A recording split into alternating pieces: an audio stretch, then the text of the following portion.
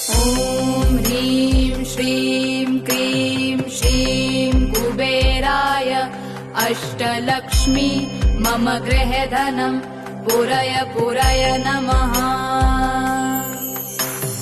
ॐ ह्रीं श्रीं क्रीं श्रीं कुबेराय अष्टलक्ष्मी मम गृहधनं पुरय पुरय नमः।